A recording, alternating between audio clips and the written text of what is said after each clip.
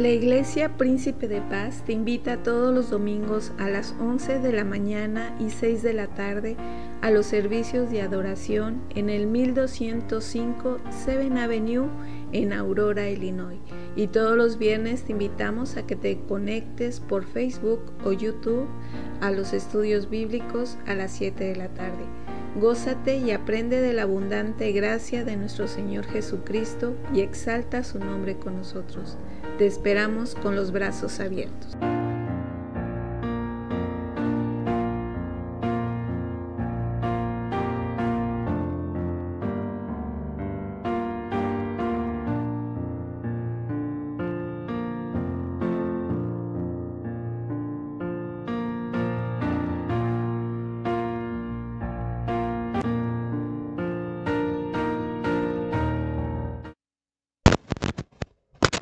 Muy buenas tardes, queridos hermanos y amigos. Gracias por acompañarnos esta tarde de mayo, todavía, de 30 de mayo, ¿verdad? Aquí en el estado de Illinois. Le damos la bienvenida al estudio bíblico de la Iglesia Bautista Príncipe de Paz y vamos a iniciar nuestro estudio bíblico con palabra de oración. Bendito Padre Celestial, gracias te damos porque nos permite reunirnos a través de estos medios que tú has creado, Señor, para traer honra y gloria a tu nombre, para aprender más de ti. Señor, te suplico que tú nos guíes, que tú obres en nuestro corazón y obres en nuestra mente, que el Espíritu Santo nos haga entender tu palabra con claridad, para que te exaltemos cada día más. Agrádate, Señor, de estos cantos y prepara nuestras mentes, te lo suplico, en el bendito nombre de Cristo Jesús, Señor nuestro. Amén. Bueno, hermanos, pues después de haber tenido los agradecimientos y peticiones, vamos a pasar a contestando preguntas. Ahora sí tenemos una pregunta también. Es que en lo que yo me siento, usted tiene ahí en su pantalla la pregunta. La pregunta es algo, a lo mejor para algunos cristianos ya con tiempo en el ministerio, ya no se les hace tan difícil contestar esta pregunta, pero sin embargo hay la duda y la vamos a contestar. La pregunta dice así: ¿orar o pedirle a un santo es lo mismo que pedirle a la congregación que ore por mí? Interesante pregunta, ¿no lo cree? Muy interesante pregunta. Bueno, ¿a qué viene todo esto? Bueno, esto viene a que nuestro querido hermano José Melesio, quien nos mandó la pregunta, dice que hay ocasiones en las que compañeros de trabajo, personas con las que habla, le dice que le dicen qué diferencia hay en que ellos le oren a un santo a que un cristiano le pida a la congregación o al pastor que ore por él. Y inicialmente, si usted lo ve así plenamente, llanamente, diría uno, pues como que hay cierta lógica en eso, ¿verdad? Como que, ¿qué podría yo decir a ese respecto? Bueno, es que lo primero es que vamos a establecer es qué es un santo, a qué se refieren cuando las personas dicen que le oran a un santo. Bueno, un santo dentro de la iglesia predominante en los países de habla hispana, es una imagen, ¿verdad?, de un individuo, sea varón o mujer, que en un momento de la historia existió y vivió una vida admirable, de acuerdo a lo que se dice, de tal manera que al morir, la iglesia predominante, que es la iglesia católica, deciden convertirlo en santo. Y hay un nombre especial para este trámite, ¿verdad? Lo canonizan, dicen, lo canonizan, y entonces al morir lo convierten en un santo. Entonces ahí estamos ya empezando a entender lo que es un santo. Entonces, las personas, entonces, ya que fue convertido en santo, le empiezan a orar o a hacerle peticiones a este individuo, a esta persona, llamado ahora santo. Puede ser Santa Teresa, San Judas Tadeo, bueno, hay varios, muchísimos, ¿verdad? Y entonces, cuando le oran, si aparentemente les responde, ¿verdad? Entonces ellos dicen que sí les concede las peticiones, que sí le ha hecho milagros. Entonces cada más gente va y le ora a ese santo. Bueno, usted ya entendió ahora que es un santo. ¿A qué se refiere? Entonces, hablando de esto, la iglesia dominante, la iglesia católica, eh, tiene por costumbre, al menos en México, porque creo que hay una gran diferencia entre los católicos de habla hispana y los católicos americanos. Bueno, tienen por costumbre orar a los santos y la intención, de acuerdo a lo que he entendido, es que ellos le piden al santo un favor y ese santo supuestamente intercede por ellos ante Dios Padre y de acuerdo a cómo qué tan bueno es el santo, ¿no? Les concede el milagro. Entonces viene siendo, ¿verdad? Como un intercesor. Es que ahora ya entendió usted que es un santo, ¿verdad? Normalmente tienen estampitas de ellos, en algunas ocasiones hacen estatuillas, en algunas ocasiones unas imágenes muy grandes, ¿verdad? Entre ellos se encuentra precisamente María, ¿verdad? La Virgen María, la Virgen de Guadalupe, y depende de la parte del mundo en donde usted se encuentre, hay diferentes vírgenes, ¿verdad? Así es que ahora usted ya entendió que es un santo. Ahora, bíblicamente, vamos a ver esto. Vaya usted a Éxodo capítulo 20, versículos del 3 al 5, y inmediatamente cuando escuche Éxodo 20, ya debe de saber a qué se refiere esto. Éxodo 20, recuerde, contiene los 10 mandamientos. Versículos 3 y 5 nos dicen de esta manera. Dice, no te harás, iniciamos en el versículo 4, así, del 3 al 5, perdón, sí estoy bien. No tendrás dioses ajenos delante de mí. No te harás imagen ni ninguna semejanza de lo que está arriba en el cielo, ni abajo en la tierra, ni en las aguas debajo de la tierra. No te inclinarás a ellas, ni las honrarás, porque yo soy Jehová tu Dios, fuerte, celoso, que visito la maldad de los padres sobre los hijos hasta la tercera y cuarta generación de los que me aborrecen. Y hago misericordia a millares y a los que me aman y guardan mis mandamientos. Ok, entonces ahora usted ya entendió. De acuerdo a los 10 mandamientos, el hacer esto con una imagen, usted es alguien que haga eso, está cayendo en idolatría, ¿verdad? Está cayendo en idolatría. Muy bien. Entonces ya entendimos que es un santo, ya sabemos qué es idolatría, ¿verdad? Ahora vamos a ver quién es las dos únicas personas que pueden interceder por nosotros ante Dios Padre Celestial. Solamente hay dos personas que pueden interceder directamente. No hay ningún santo por la posición que tenga religiosa, no importa cómo haya vivido su vida. Bíblicamente solamente hay dos personas. Vamos a ver, la primera está en Juan capítulo 14, Juan 14, versículo 13.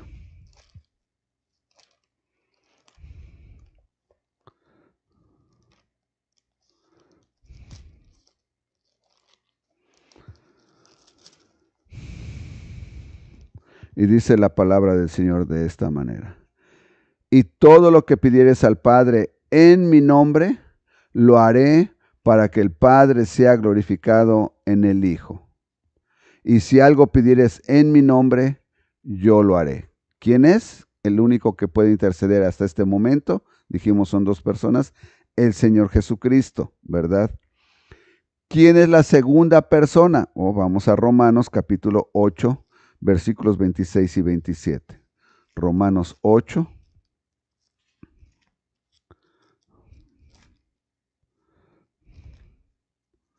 Versículos 26 y 27. Dice así la palabra del Señor.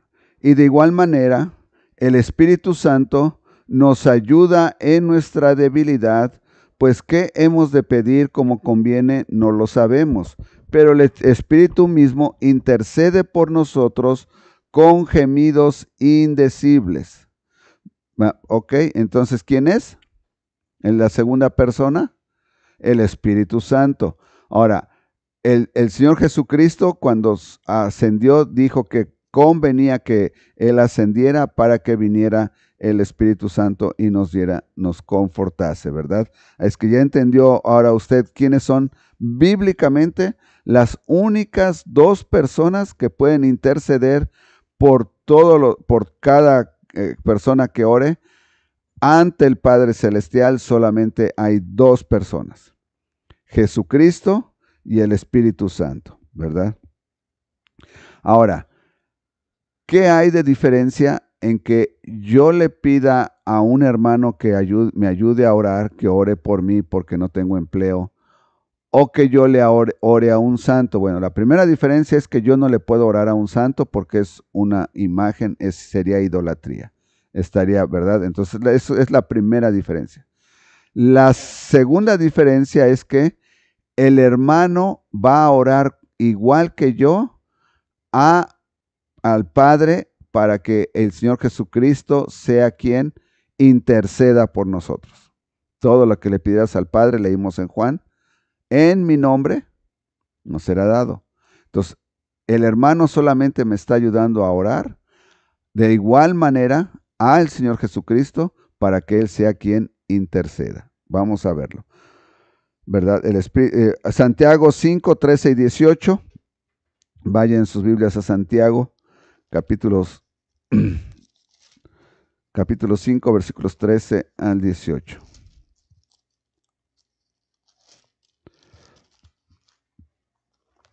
Dice así la palabra del Señor. ¿Está alguno entre vosotros afligido? Haga oración. ¿Está alguno alegre? Cante alabanzas. ¿Está alguno enfermo entre vosotros? Llame a los ancianos de la iglesia y oren por él, ungiéndole con aceite en el nombre del Señor. Y la oración de fe salvará al enfermo y el Señor lo levantará, y si hubiere cometido pecados, le serán perdonados. Así es que la Biblia también nos comanda, nos ordena, si usted lo quiere ver de esa manera, a que oremos unos por otros. ¿Se da cuenta? ¿O usted escuchó bien aquí? Para que en el nombre del Señor, en el nombre del Señor Jesucristo, no voy a orar yo a interceder directamente ante el Padre, voy a orarle al Padre Celestial para que el Señor en el nombre del Señor Jesucristo, para que Él conceda. Hay una gran diferencia. ¿Cuál es la otra gran diferencia? El que usted le pida a un hermano en la congregación que ore por usted, él no le va a conceder el milagro como las personas de la Iglesia Católica dicen que es el santo quien les concede el milagro. ¿Me explico? Esa es una de las grandes diferencias, ¿ok? Es que voy a continuar leyendo, dice. Y la oración salvará al enfermo y el Señor lo levantará, y si hubiere cometido pecados le serán perdonados. Confesaos vuestras ofensas unos a otros y orad unos por otros para que seáis sanados. La oración eficaz del justo puede mucho. Elías era hombre sujeto a pasiones semejantes a las nuestras y oró fervientemente para que no lloviese, y no llovió sobre la tierra por 3 años y 6 meses. Y oró otra vez, y el cielo dio lluvia, y la tierra produjo su fruto. Entonces nosotros entendemos que usted no necesita orarle a un santo. No hay absolutamente ninguna necesidad, porque aquí precisamente Santiago nos pone claramente el ejemplo de Elías. Y aunque Elías lo vemos como uno de los grandes profetas de la Biblia, bueno, el apóstol Santiago nos aclara que Elías era un ser humano y dice con pasiones semejantes a las de nuestras. Quiere decir que lo que dice Romanos es claro y es verdad, por cuanto todos pecamos. Aún Elías, porque era ser humano, era un pecador. ¿Se da cuenta? Pero el Señor Jesucristo no tiene pecado. Aunque estos santos que los canonizan vienen ahora, según esto, a hacer ellos milagros, realmente no tienen eso, porque ellos no son dioses. Y porque en la vida, aunque vivieron una vida que aparentemente fue fue una buena vida, seguían siendo pecadores, porque la Biblia nos dice por cuanto todos pecaron. Todos somos pecadores, ¿ok? Es que Santiago nos aclara que efectivamente tenemos que orar unos por otros. Bueno, vamos a ver ejemplos de cómo las personas han orado a Dios por algo en especial. Y vamos a una historia muy conocida por todos nosotros, Hechos capítulo 12. Hechos capítulo 12. Y aquí vamos a ver cuando Pedro está encarcelado.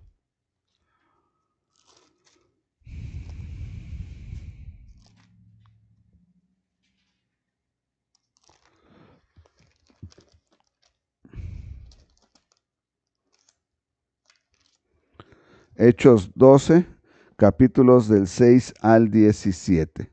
Del 6 al 17 dice, y cuando Herodes le iba a sacar, está hablando de Pedro, aquella misma noche estaba Pedro durmiendo entre dos soldados sujeto con dos cadenas, y los guardas delante de la puerta custodiaban la cárcel. Y he aquí que se presentó un ángel del Señor, y una luz resplandeció en la cárcel, y tocando a Pedro en el costado le despertó diciendo, levántate pronto. Y las cadenas se le cayeron de las manos. Le dijo el ángel, cíñete y átate las sandalias, y lo hizo así. Y le dijo, envuélvete en tu manto y sígueme. Y saliendo le seguía, pero no sabía que era verdad lo que hacía el ángel, sino que pensaba que veía una visión. Habiendo pasado la primera y la segunda guardia, llegaron a la puerta de hierro que daba a la ciudad, la cual se les abrió por sí misma, y salidos pasaron una calle, y luego el ángel se apartó de él. Entonces Pedro, volviendo en sí, dijo, ahora entiendo verdaderamente que el Señor ha enviado su ángel y me ha librado de la mano de Herodes y todo lo que el pueblo de los judíos esperaba. Y habiendo considerado esto, llegó a casa de María, la madre de Juan, el que tenía por sobrenombre Marcos, donde muchos estaban reunidos orando.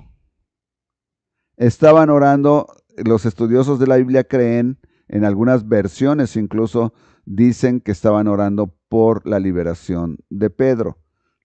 No nos lo aclara la Biblia claramente, pero estaban orando. Obviamente están orando por algo importante. Vamos a suponer entonces que sí estaban orando por Pedro.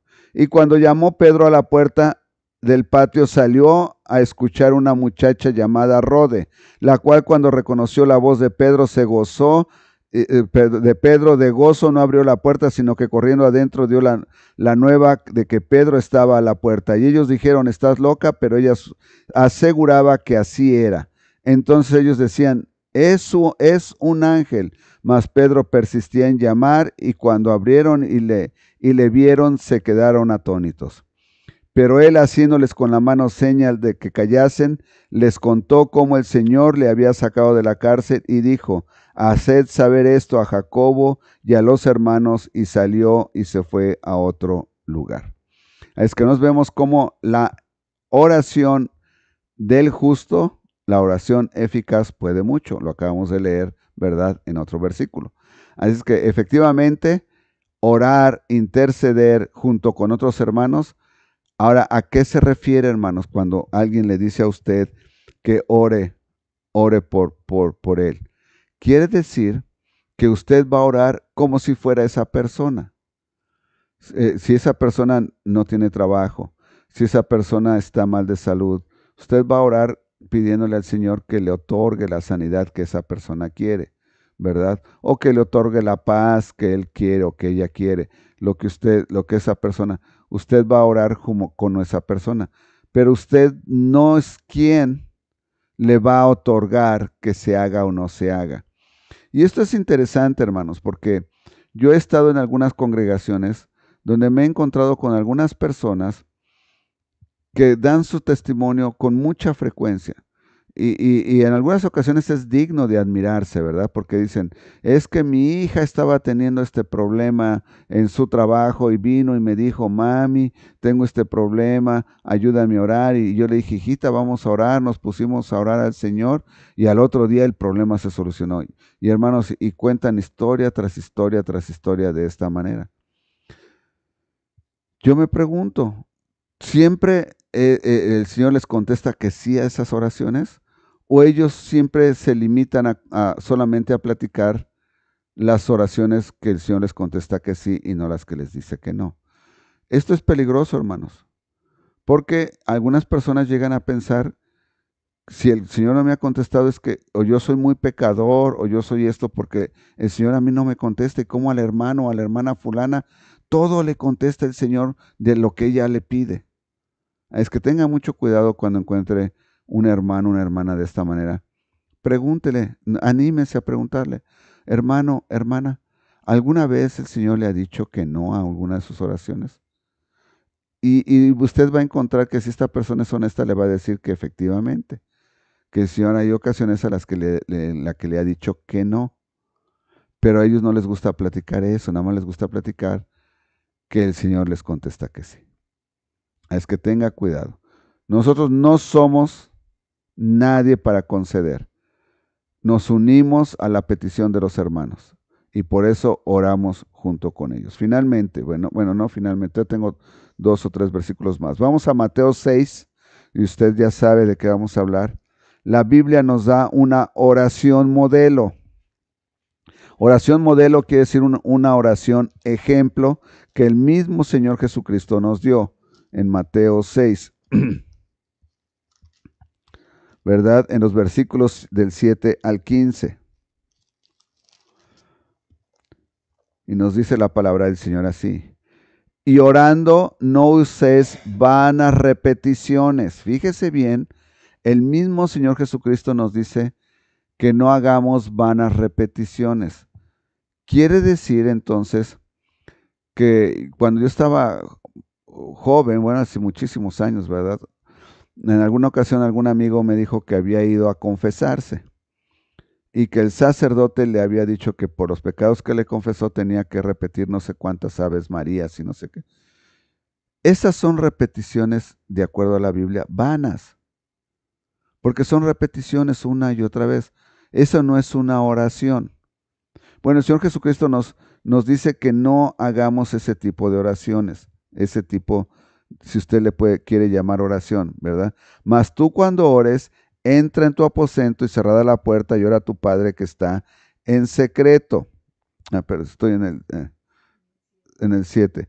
No uséis vanas repeticiones como los gentiles que piensan que por su palabrería serán oídos.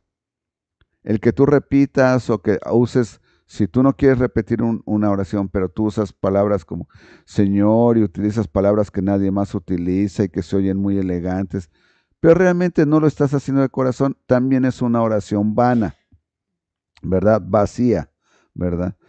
Entonces dice,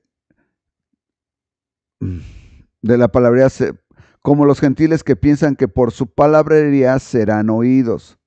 No os hagáis pues semejantes a ellos, porque vuestro Padre sabe de qué cosas tenéis necesidad antes que vosotros las pidáis. Vosotros pues oraréis así. Aquí está la oración modelo, versículo 9. Padre nuestro que estás en los cielos, santificado sea tu nombre.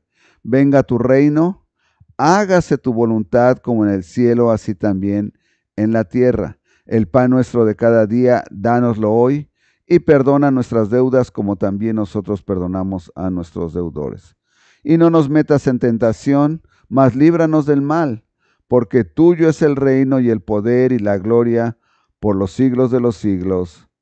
Amén. ¿Se da cuenta? La oración, ¿a quién es? Al Padre Celestial. Ahora, el Señor Jesucristo ya también nos enseñó que tenemos que orar al Padre en el nombre de ¿quién? De Él. Él es el intercesor, vimos, junto con el Espíritu Santo, que saben lo que más conviene.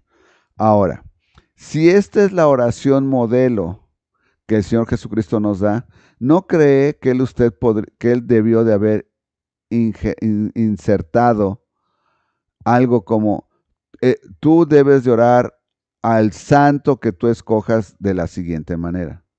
Pero no, dice, oraréis así, Padre nuestro. La oración debe ser dirigida a Jehová, Padre celestial. Así es que ya lo tiene usted, tiene la oración modelo. En la oración modelo no nos da lugar a pedirle a algún santo. ¿Quiénes más oraron cuando estuvieron en un conflicto tremendo? Bueno, usted se acordará de Daniel y sus amigos, ¿verdad? Daniel 2, vamos rápidamente a Daniel.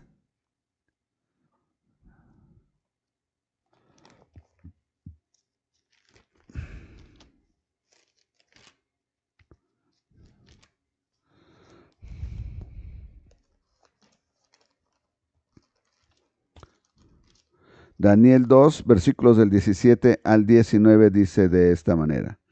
Luego se fue Daniel a su casa e hizo saber lo que había a Ananías. Esto es cuando el rey tiene el sueño y nadie se lo puede interpretar y el rey manda matar a todos los adivinos. Entonces Daniel investiga, viene y esto es lo que está diciendo. Versículo 17.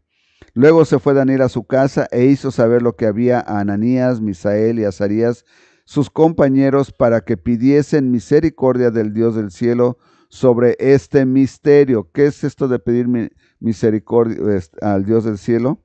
Bueno, orar, eso es orar, a fin que Daniel y sus compañeros no pereciesen con los otros sabios de Babilonia. Entonces el secreto fue revelado a Daniel en visión de noche, por lo cual bendijo Daniel al Dios del cielo. Daniel habló y dijo, sea bendito el nombre de Dios de siglos en siglos, porque suyos son el poder y la sabiduría, ¿verdad? Así es que si usted quiere continuar con la lectura, vaya usted, está interesante esa oración de Daniel en donde le da toda la honra y gloria al Señor. Y finalmente vamos a Filipenses capítulo 1. Filipenses capítulo 1.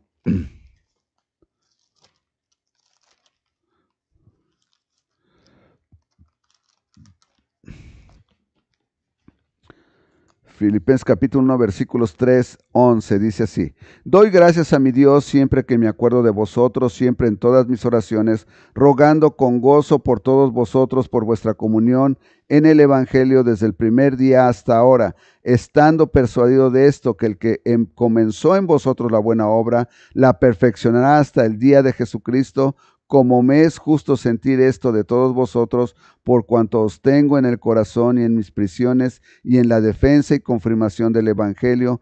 Todos vosotros sois participantes conmigo de la gracia, porque Dios me es testigo de cómo os amo a todos vosotros con el entrañable amor de Jesucristo.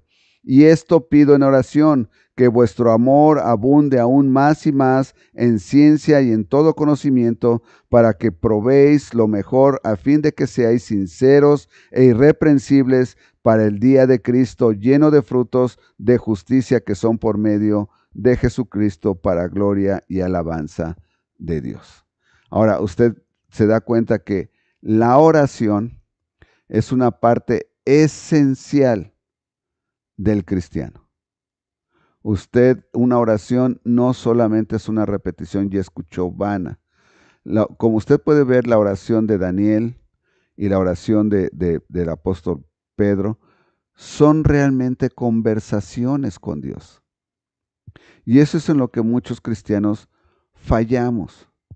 La gran mayoría de nosotros creemos que orar al Señor es solamente pedirle y pedirle. O en algunas ocasiones le agradecemos, o si ya tenemos cierto tiempo en el Evangelio, ¿verdad? Empezamos nuestras oraciones dirigiéndonos al Padre, le reconocemos como todopoderoso y luego le damos agradecimientos y luego las peticiones y decimos amén. No, está bien una oración así, pero una oración real para que usted tenga una verdadera relación con el Señor, tiene que ser una oración en la que usted tiene que dedicarle tiempo. Es como dedicarle tiempo a un amigo o a una amiga. Usted se siente y platica con esa persona, la escucha y le habla. Es lo mismo en una oración. Usted tiene que tomarse el tiempo para conversar con Dios. Ahora, en una conversación usted no pide, ¿verdad? No nada más pide. En una conversación usted le dice lo que siente, lo que le está pasando, lo que usted cree que debería de ser. Usted, eso es una oración, tener una conversación con el Señor. Y es en lo que muchos de nosotros como cristianos fallamos. Creemos que la oración solamente es pedir por los demás, está bien, pero también usted le ha vuelto su corazón al Señor. Y esta es una de las partes en la que continuamente fallamos. Le voy a dar un ejemplo vívido. Usted sabe que tiene un problema con un pecado, pero no se toma el tiempo para ponerse a platicar con el Señor y decirle, Señor, tú sabes, porque el Señor lo sabe, que tengo un problema con este pecado.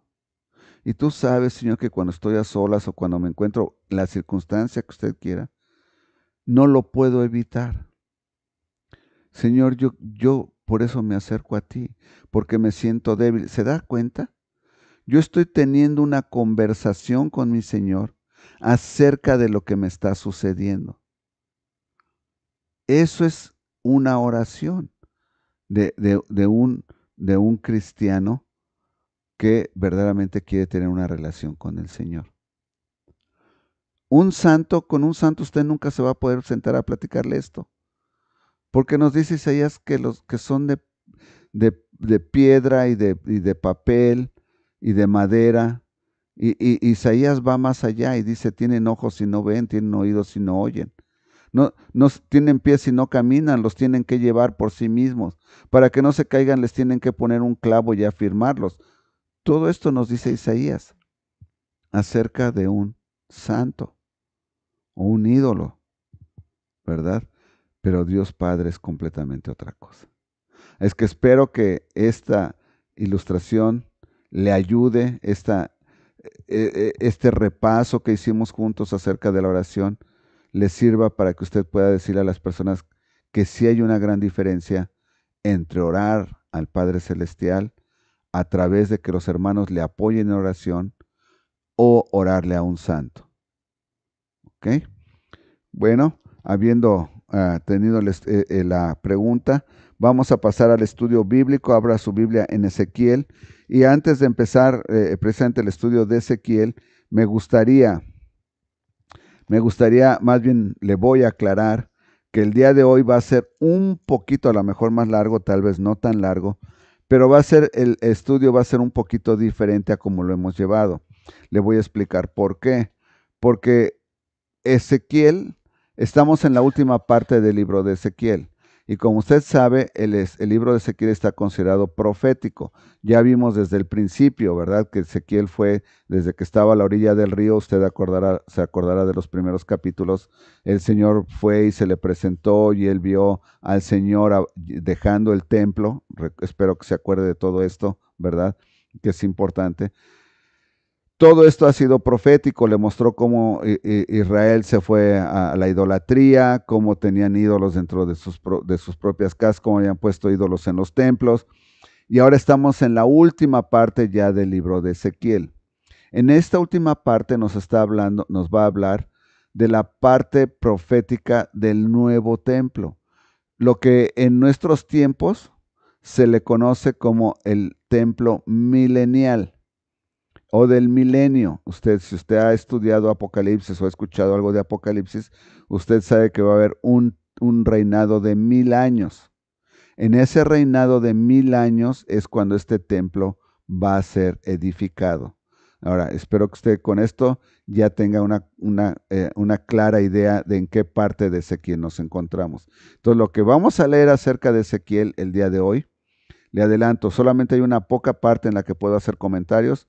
Todo lo demás, del 40, 41 y 42, porque le voy a leer tres capítulos el día de hoy, 40, 41 y 42, son dimensiones del templo. De qué tamaño eran las paredes, de qué tamaño eran los cuartos, qué tan alto era, cuánto había en la yarda de enfrente. Por lo tanto, no se desespere. Toda la escritura es inspirada por Dios y nos enseña. Lo voy a leer. Con la primera parte del 40 sí se puede comentar, Después, cuando empieza a dar dimensiones, ya no hay nada que comentar, porque ya nada más es leer las dimensiones. Pero es importante que como estudio bíblico, nosotros tengamos concepto de eso. Ahora, usted ya sabe, ya leyó, ¿verdad? Ya le expliqué. No ha sucedido, no va a suceder en el presente, va a suceder en el milenio. Entonces, es 100% profético. Así es que vamos a iniciar en el capítulo 40, póngase cómodo, en la parte que podamos, que voy a poder comentar, la voy a comentar, de ahí en fuera solamente van a ser dimensiones del templo, pero es interesante porque el Señor decidió que estuviera en la Biblia, nosotros tenemos que verlo. Capítulo 40, versículos 1 y 2, dice así la palabra del Señor. En el año 25 de nuestro cautiverio, al principio del año, a los 10 días del mes, a los 14 años, después que la ciudad fue conquistada, en aquel mismo día vino sobre mí la mano de Jehová y me llevó allá, lo llevó de regreso a Jerusalén. ¿Cómo lo llevó? Versículo 2. En visiones de Dios me llevó a la tierra de Israel y me puso sobre un monte muy alto sobre el cual había un edificio parecido a una gran ciudad hacia la parte sur. Oremos.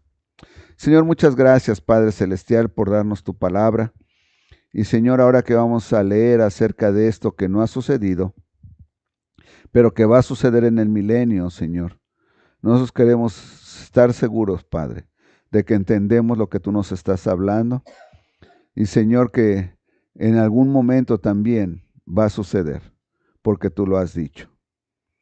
Te amamos, Padre Celestial, y te pedimos que envíes al Espíritu Santo a que abra nuestro entendimiento, que sea Él, Padre, que nos haga entender y escribir las cosas que más nos convienen en nuestro corazón, aquellas que tú ya has designado que tienen que quedar grabadas en nuestra mente. A mí, Señor, hazme dócil a la guía del Espíritu Santo, pero que sea Él quien traiga la enseñanza. Úsame, Señor, como una herramienta en tus manos. Solamente, Padre, quiero ser una herramienta en tus manos para honra y gloria tuya. Te amo, Señor, y te pido todas estas cosas en el bendito nombre de mi amado Salvador, el Señor Jesucristo. En este bendito nombre oro. Amén. Bueno, es que ya nos habló el profeta Ezequiel, ¿verdad?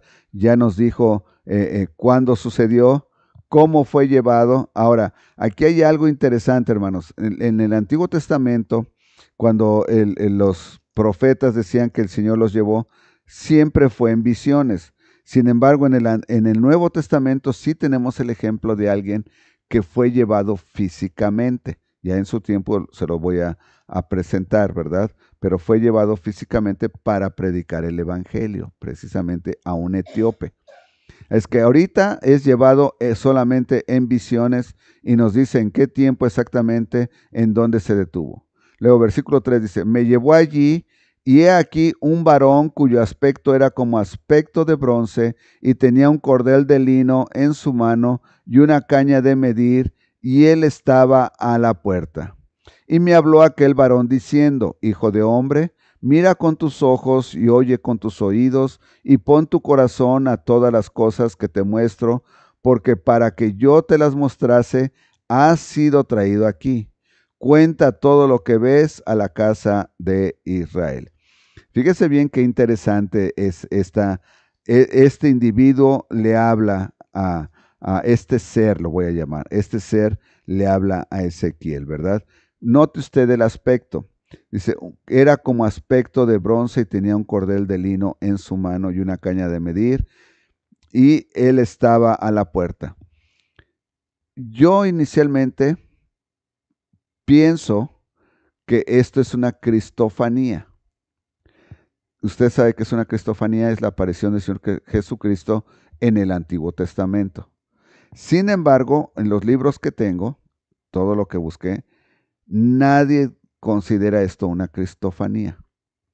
Bueno, ni siquiera lo consideran, ¿verdad? No lo presentan. Busqué si se refería a una cristofanía y no. Algunos lo más que dicen es que ellos creen que es un ángel, simple y sencillamente solamente un ser angelical. Sin embargo, yo encontré una cita bíblica en Apocalipsis, donde nos habla precisamente del Señor Jesucristo. Vaya usted a Apocalipsis capítulo 2, versículo 18. Si usted quiere, o si no, se lo leo así nada más para que usted sepa. Dice, y escribe el ángel de la iglesia en Titania, el Hijo de Dios, el que tiene ojos como llama de fuego y pies semejante al bronce bruñido, dice esto. ¿Se da cuenta quién es el Hijo de Dios? El Señor Jesucristo. ¿Y cómo lo describe? Con pies de bronce. Y aquí el varón que le está hablando a Ezequiel parece como de bronce. Entonces, eso a mí me llevó a pensar, porque yo ya me había acordado que en alguna parte había leído que el Señor Jesucristo se asemejaba en el Apocalipsis a bronce, y lo busqué y lo encontré efectivamente. Ahora, con esto yo no le quiero decir que yo estoy seguro que es una cristofanía. Yo le estoy diciendo, esto es una idea de Edgar Velasco, y le aclaro, los estudiosos de la Biblia ni siquiera lo tocan de esa manera.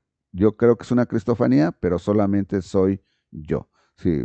Si usted dice, es que usted se equivocó, pues sí, soy humano y me equivoco, pero eso es lo que yo creo en este momento, ¿verdad? Ahora, ¿qué más continúa el varón diciéndole? Hijo de hombre, mira con tus ojos y oye con tus oídos y pon tu corazón en todas estas cosas que te muestro. Ahora, no es para que usted se burle, porque dice, mira con tus ojos, pues, y algunas personas, ni modo que mire con la nariz. No, no se refiere a eso. A lo que se está refiriendo es que ponga todos sus sentidos al 100%, que no se deje distraer absolutamente por nada, que lo que vea ponga todo el sentido de la vista, incluyendo lo que incluye en el cerebro, al oír todo lo que incluye, para entender y asimilar lo que se le va a enseñar.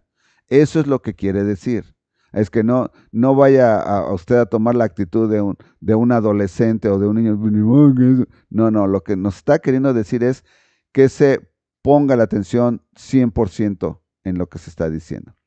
Y sabe, aprovecho para decirle, muchas personas cuando van a la iglesia a escuchar la predicación, en los cantos sí, muy alegres, sobre todo son iglesias con una tendencia carismática donde tienen, o pentecostal, donde tienen cantos muy alegres, muy movidos, y la gente está bien contenta, pero en cuanto empieza la predicación, hasta como que se adormecen, ¿verdad? Porque no están con sus ojos completamente y sus oídos tratando de poner 100% atención a lo que se está predicando de la palabra. Ese es el problema. Bueno, el Señor le dice a Ezequiel, el ángel, el ser angelical o el ser celestial le dice que ponga todos sus sentidos para entenderlo. Y luego fíjese bien con esto, y pon tu corazón a todas las cosas que te muestro.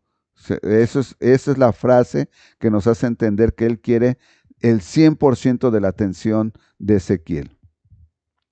Porque para que yo te las mostrase, has sido traído aquí. Cuenta todo lo que ves a la casa de Israel. Y aquí un muro, y aquí es donde empieza a describir la casa precisamente. Y si usted vio la portada de inicio, no sé si la puedes volver a poner momentáneamente, ahí usted ve, ese es como creen los artistas que fue descrito y cómo creen que se va a ver. Esa es una de las muchas, porque hay otro donde tienen con todas las dimensiones, ¿verdad? Así es que gracias Es que ahí está, usted ya lo volvió a ver ahí. Esta es la casa que se va a empezar a describir. Y aquí un muro fuera de la casa, y la caña de medir que aquel varón tenía en la mano era de 6 codos de codo a codo y palmo menor. Y midió el espesor del muro de una caña y la altura de otra caña. Después vino a la puerta que mira hacia el oriente y subió por sus gradas y midió un poste de la puerta de una caña de ancho y el otro poste de otra caña de ancho. Y cada cámara tenía una caña de largo y una caña de ancho. Y entre las cámaras había 5 codos de ancho, y cada poste de la puerta junto a la entrada de la puerta por dentro una caña. Midió asimismo la entrada de la puerta por dentro, una caña. Midió luego la entrada del portal de 8 codos y sus postes de 2 codos, y la puerta del portal estaba por el lado de adentro.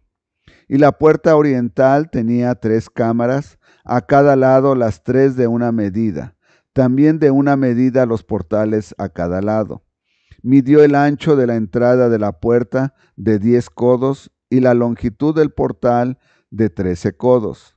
El espacio delante de las cámaras era de 1 codo a un lado y de otro codo al otro lado. Y cada cámara tenía 6 codos por un lado y 6 codos por el otro. Midió la puerta desde el techo de una cámara hasta el techo de la otra, 25 codos de ancho, puerta contra puerta. Y midió los postes de 60 codos, cada poste del atrio y del portal, todo en derredor. Y desde el frente de la puerta de la entrada hasta el frente de la entrada de la puerta interior, 50 codos. Y había ventanas estrechas en las cámaras y en sus portales por dentro de la puerta alrededor, y asimismo en los corredores. Y las ventanas estaban alrededor por dentro, y en cada poste había palmeras. Me llevó luego al atrio exterior, y aquí había cámaras, y estaba enlosado todo en derredor. 30 cámaras había alrededor en aquel atrio.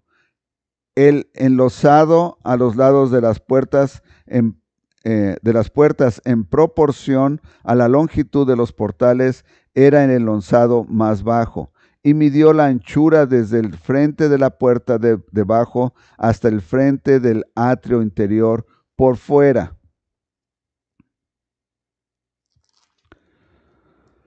De 100 codos hacia el oriente y el norte, y de la puerta que estaba hacia el norte en el atrio exterior, midió su longitud y su anchura. Sus cámaras eran 3 de un lado y 3 del otro, y sus postes y sus arcos eran como la medida de la puerta primera, 50 codos de longitud y 25 de ancho. Y sus ventanas y sus arcos y sus palmeras eran conforme a la medida de la puerta que estaba hacia el oriente. Y se subía a ella por 7 gradas, y delante de ellas estaban sus arcos. La puerta del atrio interior estaba enfrente de la puerta hacia el norte y hacia el oriente, y midió de puerta a puerta 100 codos. Me llevó después hacia el sur, y he aquí una puerta hacia el sur, y midió sus portales y sus arcos conforme a las medidas, y tenía sus ventanas y sus arcos alrededor como las otras ventanas. La longitud era de 50 codos y el ancho de 25 codos. Sus gradas eran de 7 peldaños con sus arcos delante de ellas, y tenía palmeras, una de un lado y otra del otro lado, en sus postes. Había también puerta hacia el sur del atrio interior, y midió de puerta a puerta hacia el sur 100 codos. Me llevó después en el atrio de adentro a la puerta del sur, y midió la puerta del sur conforme a estas medidas. Sus cámaras y sus postes y sus arcos eran conforme a estas medidas, y tenía sus ventanas y sus arcos alrededor. La longitud era de 50 codos y de 25 codos el ancho. Y los arcos alrededor eran de 25 codos de largo y 5 codos de ancho. Y sus arcos caían afuera al atrio con palmeras en sus postes, y sus gradas eran de 8 peldaños. Y me llevó al atrio interior hacia el oriente, y midió la puerta conforme a estas medidas. Eran sus cámaras y sus postes y sus arcos conforme a estas medidas, y tenía sus ventanas y sus arcos alrededor. La longitud era de 50 codos y la anchura de 25 codos, y sus arcos caían afuera al atrio con palmeras en sus postes de un lado y del otro, y sus gradas eran de 8 peldaños. Me llevó luego a la puerta del norte y midió conforme a estas medidas. Sus cámaras, sus postes, sus arcos y sus ventanas alrededor. La longitud era de 50 codos y de 25 codos el ancho. Sus postes caían afuera al atrio, con palmeras a cada uno de sus postes de un lado y del otro, y sus gradas eran de 8 peldaños. Y había allí una cámara y su puerta con postes de portales. Allí llevarán el holocausto.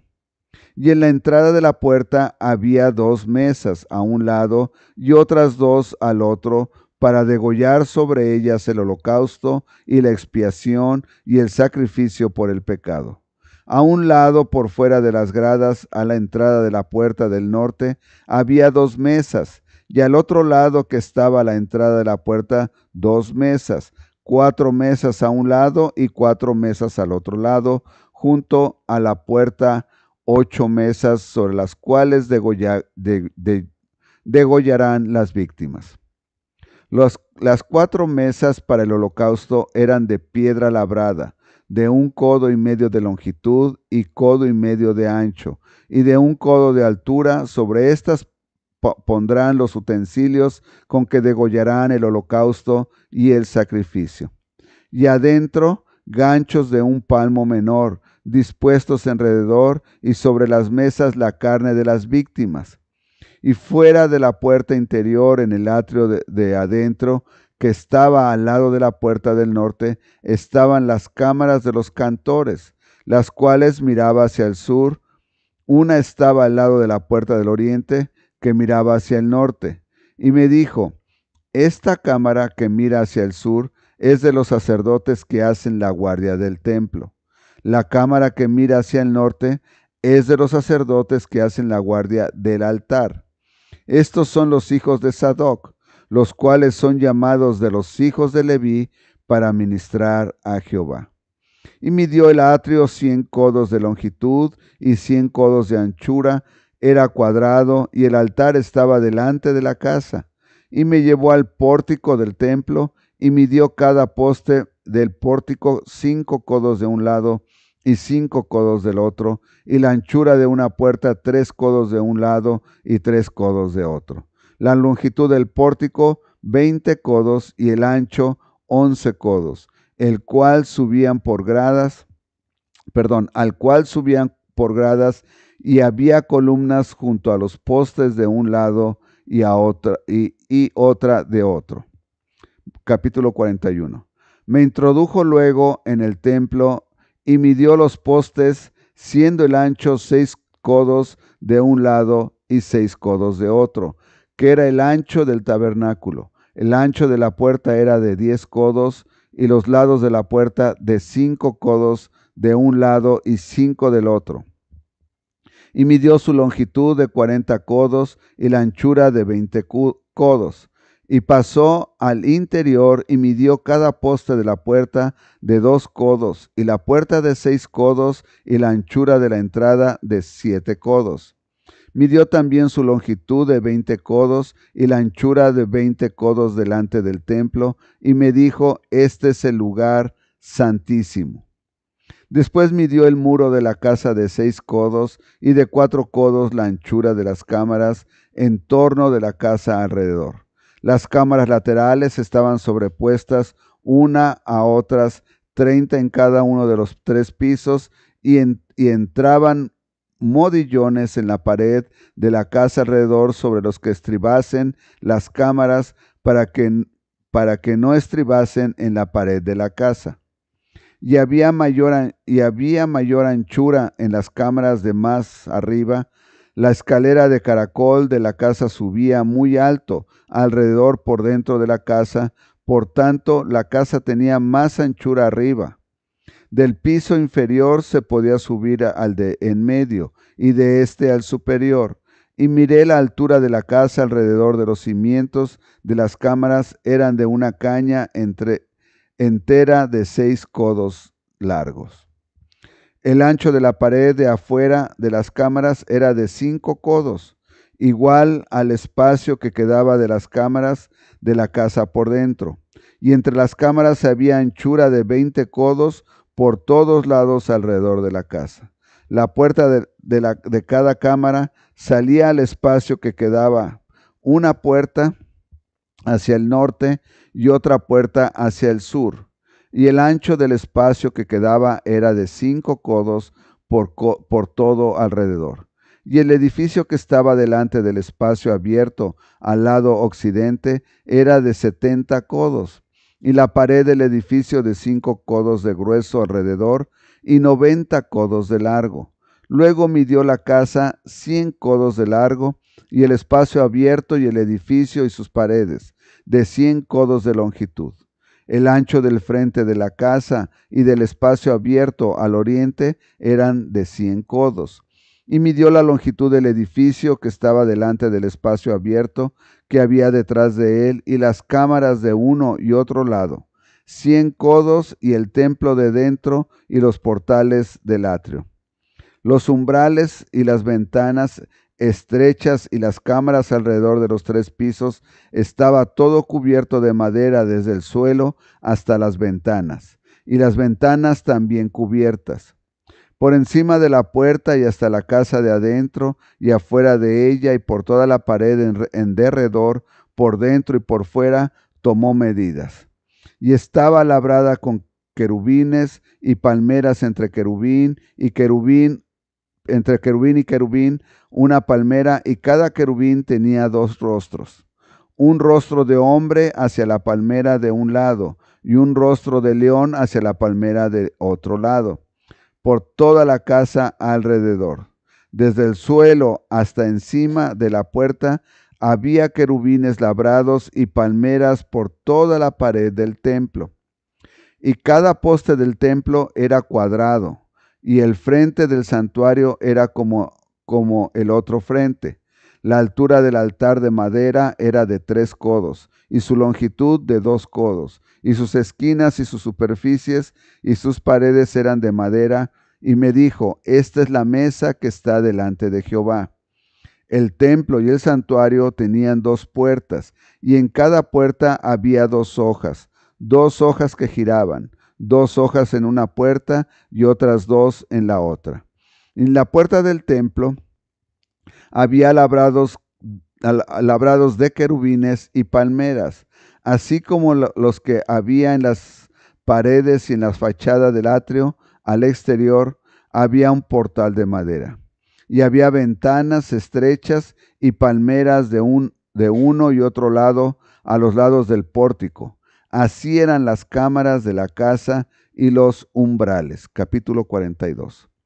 Me trajo luego al atrio exterior hacia el norte y me llevó a la cámara que estaba delante del espacio abierto que quedaba enfrente del edificio hacia el norte. Por delante de la puerta del norte su longitud era de 100 codos y el ancho de 50 codos. Frente a los 20 codos que había en el atrio interior y enfrente del enlosado que había en el atrio exterior, estaban las cámaras, las unas enfrente de las otras, en 3 pisos. Y delante de las cámaras había un corredor de 10 codos de ancho. Había dentro una vía de 1 codo, y sus puertas daban al norte. Y las cámaras más altas eran más estrechas, porque las galerías quitaban de ellas más que de las bajas y de las de en medio del edificio, porque estaban en 3 pisos y no tenían columnas como las columnas de los atrios. Por tanto, eran más estrechas que las de abajo y las de en medio desde el suelo. Y el muro que estaba afuera, enfrente de las cámaras, hacia el atrio exterior, delante de las cámaras, tenía 50 codos de largo, porque la longitud de las cámaras del atrio de afuera era de 50 codos, y delante de la fachada del templo había 100 codos. Y debajo de las cámaras estaba la entrada al lado oriental para entrar en él desde el atrio exterior. A lo largo del muro del atrio había hacia el oriente, enfrente del espacio abierto y delante del edificio, había cámaras. Y el corredor que había delante de ellas era semejante al de las cámaras que estaban hacia el norte. Tanto su longitud como su ancho eran lo mismo, y todas sus salidas conforme a sus puertas y conforme a sus entradas. Así también eran las puertas de las cámaras que estaban hacia el sur.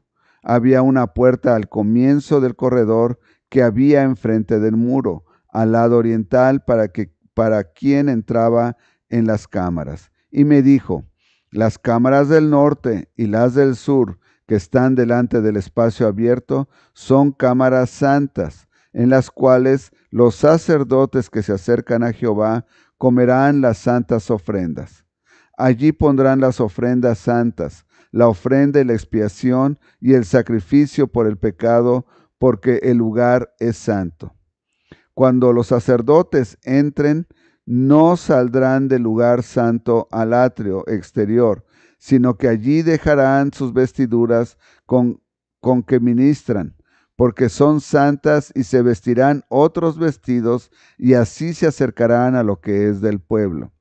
Luego que acabó las medidas de la casa de adentro, me sacó por el camino de la puerta que mira hacia el oriente, y lo midió todo alrededor.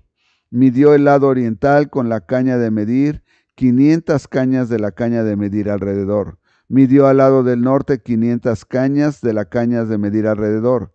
Midió al lado del sur 500 cañas de la caña de medir. Rodeó el lado del occidente y midió 500 cañas de la caña de medir. A los 4 lados los midió, tenía un muro todo alrededor de 500 cañas de longitud y 500 cañas de ancho, para hacer separación entre el santuario y el lugar profano. Bueno, ahí terminamos los 3 capítulos que íbamos a leer el día de hoy. Como usted puede darse cuenta, y usted se preguntará cuál es la intención o cuál fue la intención del Señor al darle todas estas dimensiones a Ezequiel. Bueno, la intención es que Ezequiel que lo escribiera y quedara en la Biblia, porque va a haber un día en que se va a construir ese templo. Y los que estén vivos en aquel momento, que el Señor así designa, o que nos deje venir el Señor, vamos a poder ver que son exactamente las medidas que Él le dio a Ezequiel, porque todo lo que el Señor dice se cumple. Es que ahí tiene usted, interesante, los 3 capítulos, ¿verdad? Nos da todas las dimensiones y nos dice exactamente cómo fue que Ezequiel fue llevado, ¿verdad?, a ese lugar para ser demostrado. Ahora, ¿qué es lo que tenemos que aprender nosotros acerca de esto? Solamente, hermanos, lo que le puedo, amigo, es alentar a que tenga confianza y fe, que esto un día vamos a poder, aquellos que somos hijos del Señor, vamos a poder ver que se va a cumplir. Sin más por el momento, esperamos, tengo algunos anuncios. Déjeme invitarle a que usted siga leyendo su Biblia, siga estudiándola. En esta ocasión no voy a tener una invitación para salvación. Bueno, la voy a tener.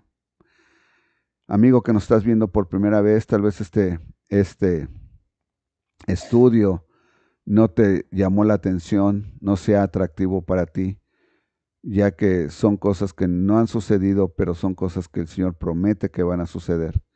Sin embargo, déjame decirte que el Señor tiene un plan para tu vida. Y el plan para tu vida es que tu vida sea eterna al lado de Él.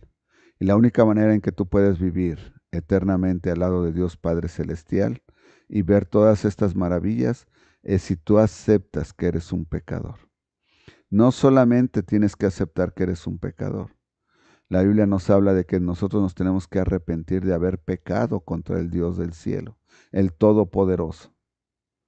Y entonces Él nos da la habilidad de que su Hijo Jesucristo pague por nosotros, porque alguien tiene que pagar por nuestro pecado. Y el Señor Jesucristo es el único que puede pagar por nuestro pecado, porque es el único que nunca cometió pecado. Él sería la oveja perfecta del sacrificio. Por lo tanto, la única manera en que tú puedes venir a ser, en que tú podrías venir a ser parte de la familia de Dios Todopoderoso, es si tú te arrepientes de haber pecado contra Él y recibes al Señor Jesucristo como tu Salvador. En este momento yo voy a tener una oración en la cual te voy a dar todo lo que tú necesitas para que con tu propia boca, tu propio corazón, tú le pidas perdón al Señor por tus pecados y le pidas que te haga parte de su familia. Inclinemos nuestro rostro por respeto a Dios Todopoderoso. Cerramos nuestros ojos para no ser distraídos con las cosas alrededor nuestro. Y hablamos con Dios y le decimos: Padre Celestial, toda mi vida la he vivido pensando que la estaba gozando, pensando que iba por el buen camino. Y nunca me detuve a pensar que podría estar ofendiéndote. Escuché muchas veces hablar de Dios, pero nunca nadie me explicó a través de la Biblia que eres un Dios celoso, que eres un Dios de amor y un Dios que no tolera el pecado. Por consiguiente, entiendo que todos los pecados que he cometido, Señor, tienen que pagar una pena. Y son tantísimos con los que te he ofendido, Señor, que yo no podría pagar por ellos. El único que puede pagar es mi Señor Jesucristo. Te pido en esta tarde, Señor, que tú me des la salvación, porque reconozco que el Señor Jesucristo es tu único Hijo, libre de pecado, que en obediencia a ti vino a pagar por los pecados de aquellos como yo. Perdóname, Señor Jesucristo, por el sufrimiento que te causé, porque por mí fuiste colgado en la cruz del Calvario. Por mí tu rostro fue destruido y escupido. Por mí tu sangre fue derramada. Te reconozco como el único y verdadero Hijo de Dios Todopoderoso. Padre Celestial, te suplico escribas mi nombre en el libro de la vida eterna. Séllame con el Espíritu Santo, Padre, y hazme tuyo por la eternidad. No permitas que nunca más me vuelva a separar de ti. Te pido esto en el bendito nombre de mi amado Salvador, ahora mi Salvador, el Señor Jesucristo, en este bendito nombre oro. Amén. Bueno, espero usted haya hecho esta oración o la haga más tarde y le entregue su vida a Cristo y venga a ser parte de la familia de Cristo. Bueno, antes de ser despedidos, déjeme recordarle que todos los días a las 7 tenemos la cadena de oración. Es que ponga su alarma de su teléfono celular para que a las 7 suene y usted se ponga a orar junto con nosotros pidiéndole al Señor que añada a más personas al ministerio, que nos lleve y nos guíe a aquellos que necesitan escuchar su palabra. También le recuerdo que el sábado 31, o sea mañana, saldremos a repartir folletos e invitaciones. Nos veremos a las 10 de la mañana en la iglesia. Claro que si está lloviendo, por favor, considere se cancelaría, aunque no hay pronóstico de lluvia, pero le adelanto. O sea, y nos vemos en la iglesia, ¿verdad? Y usted ya tiene la dirección a las 10 de la mañana. Y también les recuerdo a todos nuestros amigos que el próximo viernes 6 de junio no habrá estudio bíblico. El próximo 6 de junio, por favor, pónganlo en su calendario, no habrá estudio bíblico.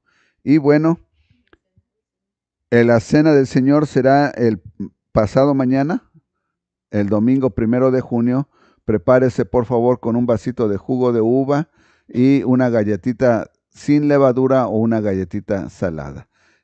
Si usted no va a poder estar en alguna congregación, pero si usted puede asistir a alguna congregación, le recomiendo que busque una congregación de la misma fe y orden, una congregación bautista.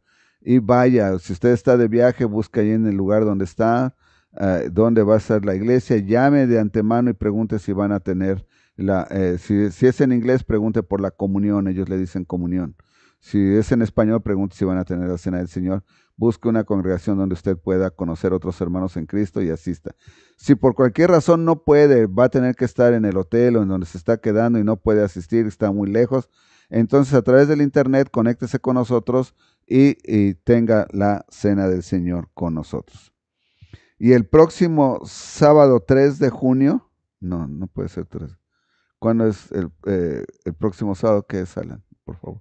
El próximo sábado 7 de junio vamos a necesitar personas que se comprometan para ir a repartir invitaciones. Por favor, contacte a mi esposa y a mí, ya que ella y yo no vamos a poder ir ese sábado.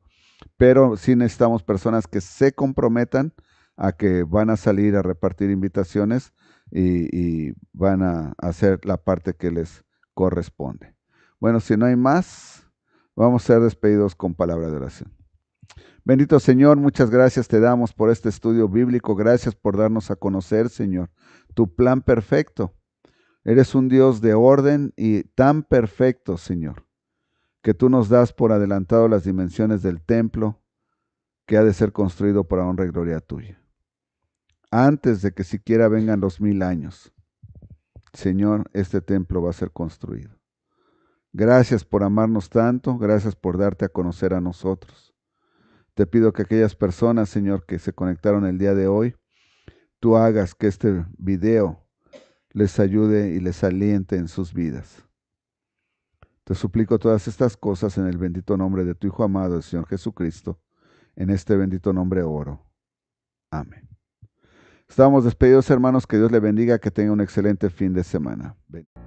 La Iglesia Príncipe de Paz te invita todos los domingos a las 11 de la mañana y 6 de la tarde a los servicios de adoración en el 1205 7th Avenue en Aurora, Illinois.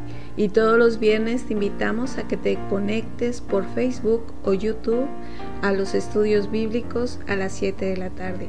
Gózate y aprende de la abundante gracia de nuestro Señor Jesucristo y exalta su nombre con nosotros. Te esperamos con los brazos abiertos.